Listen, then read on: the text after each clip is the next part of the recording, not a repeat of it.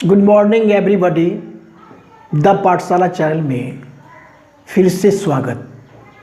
प्रश्नावली 6.1 जो कि त्रिभुज है, ट्रायंगल है, और इस पे 6.1 एक्सरसाइज को आज सॉल्व करेंगे।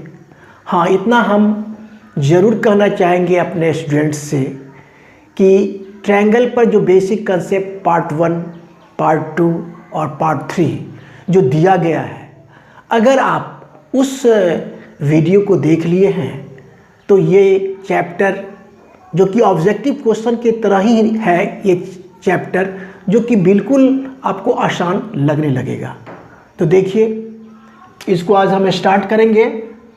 प्रश्नावली 6.1 का क्वेश्चन नंबर 1, 2 और 3 क्वेश्चन है इस चैप्टर में, और इस तीनों क्वेश्चन को सॉल्व करेंगे बिल्कुल आसान तरीक़ा से और बेसिक कंसेप्ट को लेते हुए ही। ये मुख्य रूप से समरूप आकृति से संबंधित क्वेश्चन है, और समरूप आकृति के बारे में हम लोग जान ले फिर से हम कर लेते हैं एक बार कि सब वैसी दो ज्यामितीय आकृतियाँ जिसके आकार और आकार समान हो, परंतु आमाप का समान होना कोई आवश्यक नहीं है, वैसी ज्यामितीय आकृतियाँ को हम क्या कहते हैं?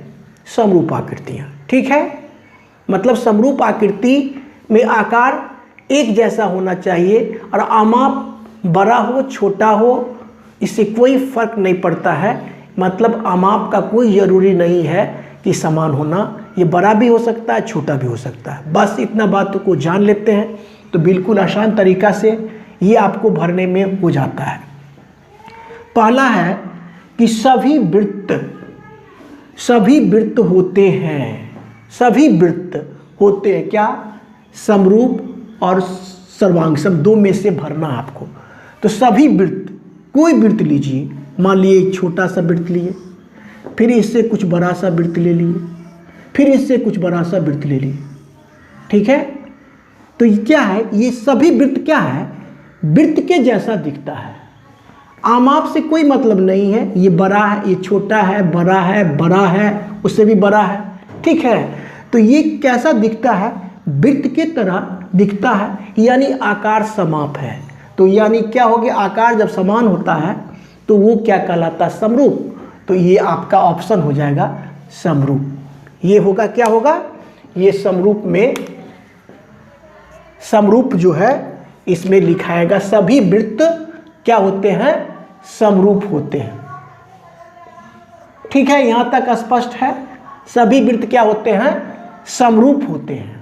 सभी वृत्त क्या होते हैं? समरूप। देखिए, सभी वृत्त क्या होते हैं? समरूप। यहां पर लिखा हुआ है, इसमें है ना, सभी वृत्त क्या होते हैं? समरूप होते हैं। ये भरे।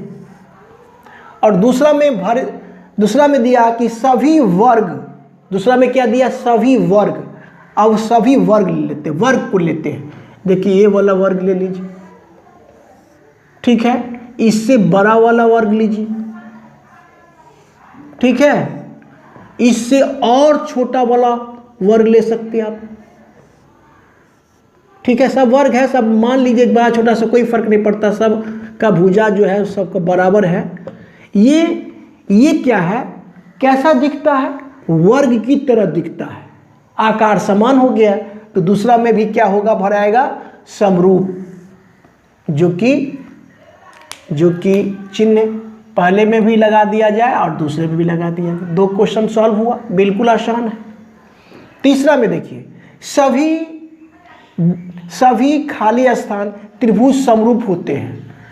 अब देखिए, समरूप कौन होगा? समद्विबाहु त्रिभुज, समबाहु त्रिभुज। अब समबाहु त्रिभुज पर पहले बात कर लेते हैं। सब समबाहु त्रिभुज को ले लेते हैं। देखिए यहाँ पर ये क्या है? समबाहु त्रिभुज है। सब भुजा बराबर कर ले, सब भुजा को क्या कर ले? बराबर। इससे बड़ा वाला बना लीजिए। ठीक है, ठीक है, इसके बाद इससे भी बड़ा वाला बना सकते हैं आप। चलिए, 2 ही पर देखिए, ये कैसा दिखता है? तो त्रिभुज की तरह दिखता है, समबाहु त्रिभुज की तरह दिखता है, त्रिभुज की तरह दिखता है। तो क्या हो गया? ये समबाहु। इसमें क्या हुआ? सभी समबाहु त्रिभुज, समबाहु इसमें भराएगा समबाहु, सभी समबाहु त्रिभुज समरूप होते हैं। ठीक है ना, सभी समबाहु त्रिभुज क्या होते हैं, समरूप होते हैं। तो समद्विबाहु क्यों नहीं हुआ? अब चेक करते हैं। समद्विबाहु इसीलिए नहीं हुआ कि मान लिया जाए आप एक ऐसे ले लीजिए, एस, इसको मिटा लेते हैं फिगर को, आकृति को, तो ज़्यादा समझ में आएगा। समद्विबाहु क्यों नहीं हुआ? तीसरा में देखिए, तीसरा में समद्विबाहु क्यों नहीं हुआ? तो एक समद्विबाहु हम ऐसे बना लेते हैं। ठीक है, एक ये भुजा के बराबर ये भुजा है, समद्विबाहु हुआ। और अगर हम एक को ऐसे बना लेते हैं,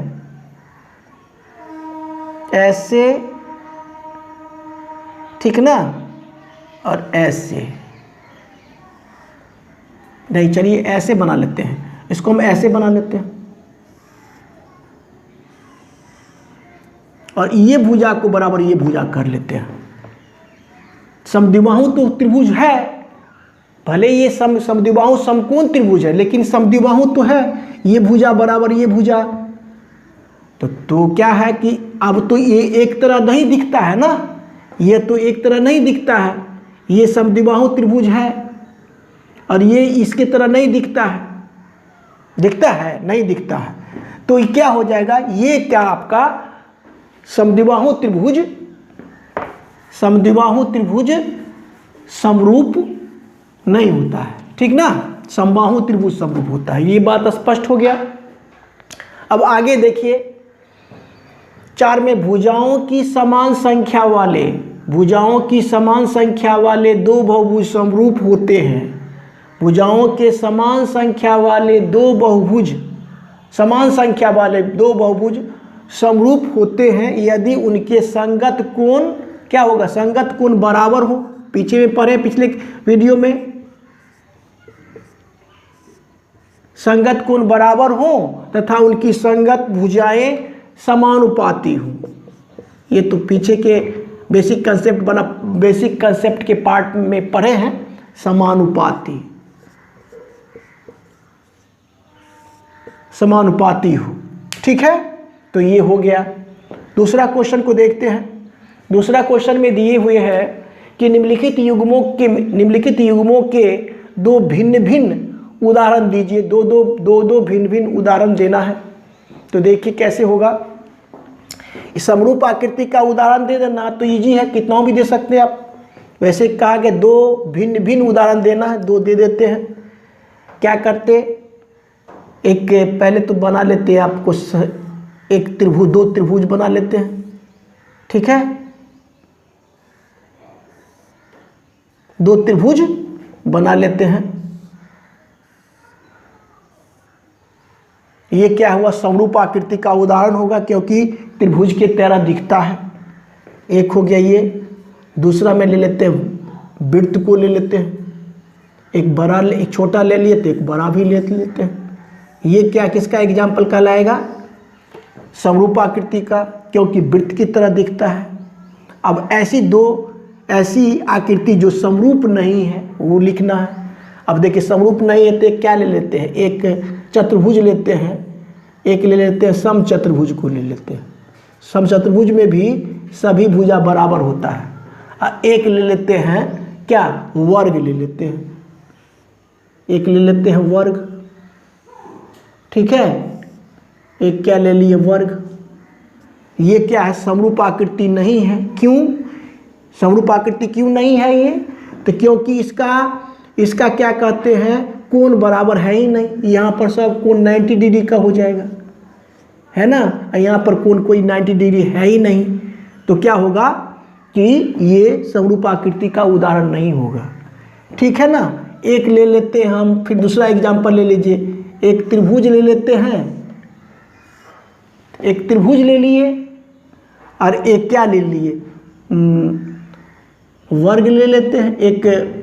एक ले लेते हैं, एक आयत ले लेते हैं। एक क्या ले लेते हैं, आयत। ठीक है, एक आयत ले लेते हैं और एक ले लेते हैं फिर वर्ग ले लेते हैं। ये समरूप आकृति का उदाहरण, ये समरूप आकृति नहीं है, क्योंकि यह जो है ये आयत है, ये वर्ग है, एक जैसा नहीं दिखता है। और लेकिन क्या है, यहाँ पर कोण तो बराबर है, लेकिन इसका क्या है, कोण बराबर है, कोण बराबर है, लेकिन इसका भुजा का अनुपात एक तो नहीं होगा। दोनों कंडीशन फुलफिल होता है तो ही समरूप होता है। तो ये भी एग्जाम्पल हो गया।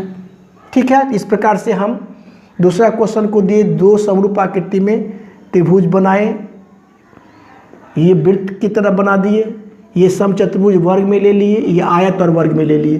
तो ये सब क्या हो गया आपका, दो निम्नलिखित युग्मों के दो भिन्न भिन्न उदाहरण दीजिए, तो दे दिया गया। ठीक है, अब देखिए सेम क्वेश्चन यही भी है, यह भी क्वेश्चन वही है कि बताइए कि निम्नलिखित चतुर्भुज समरूप है या नहीं। अब पहले ही देखिए वर्ग है, ये समचतुर्भुज है, इसका संगत भुजा का अनुपात तो 1:2 सब में होगा, क्योंकि 3 है, यह 1.5 है। लेकिन संगत भुजा अनुपात में है, इससे केवल नहीं होने वाला समरूप है। दो कंडीशन होना जरूरी होता है, पहला कि संगत भुजा अनुपात में हो और संगत कोण भी क्या हो, संगत कोण बराबर होना चाहिए। संगत कोण बराबर होता ही नहीं, यहाँ पर 90 डिग्री का बनेगा, यहाँ पर 90 डिग्री, यहाँ पर कहीं पर 90 डिग्री का हो ही नहीं रहा है। तो ये चतुर्भुज समरूप नहीं है। ठीक है ना, लिख देंगे ये चतुर्भुज समरूप नहीं है, चतुर्भुज समरूप नहीं है। नहीं है, क्यों नहीं है, क्योंकि इसकी संगत कोण बराबर नहीं है। और किसी भी आकृति को समरूप होने के लिए दो कंडीशन होना जरूरी होता है, कुछ की संगत कोण बराबर हो और संगत भुजाएं अनुपात में हो, तो ही त्रिभुज या कोई आकृति समरूप हो सकता है। तो मेरा वीडियो अच्छा लगता है तो लाइक, शेयर और सब्सक्राइब कीजिए। Thank you, take care.